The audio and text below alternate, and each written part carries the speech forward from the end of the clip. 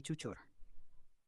Dulu kala, jauh sebelum ada kerajaan Banjar, di tanah hulu sungai, di daerah nang sekarang Kawapian Tahu sebagai kandangan sampai Nagaram, ada sudah satu kerajaan besar, namanya Negara Daha.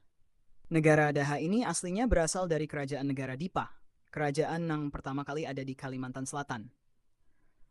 Waktu itu raja yang pertama di negara Dipa namanya Empu Jatmika, asalnya dari Majapahit.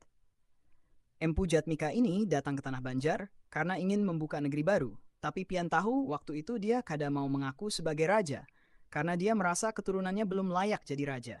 Masih orang perantauan. Jadi, dia cuma membuka negeri dan membangun istana di Candi Laras.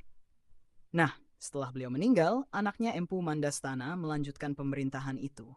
Tapi makin lama, makin berkembang tuh negeri. Hingga akhirnya, setelah Empu Mandastana meninggal, diganti oleh anaknya yang paling terkenal, yaitu Raden Sekar Sungsang, atau lebih dikenal dengan Raden Sukarama. Di masa beliau inilah, kerajaan itu pindah ke daerah Daha dan dinamakan Negara Daha. Negara Daha ini makmur, tanahnya subur, sungainya banyak, orangnya ramai berdagang. Waktu itu rakyatnya hidup damai. Tapi, seperti kisah kerajaan lain, kada selamanya damai. Ada perebutan tahta antara anak cucu raja. Raden Sukarama punya anak bernama Raden Samudra. Nah, anak ini nantinya yang jadi awal mula kerajaan Banjar.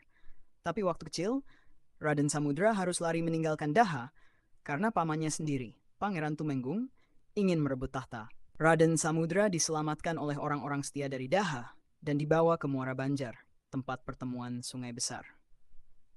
Di sanalah nantinya Raden Samudra mendirikan kerajaan baru, Kerajaan Banjar, dengan bantuan orang-orang dari Demak. Sedangkan negara Daha lambat laun mulai surut pengaruhnya karena kekuasaan berpindah ke Kerajaan Banjar.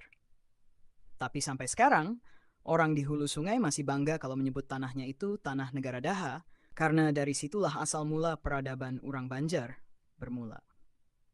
Nah, jadi begitulah kisahnya, nak.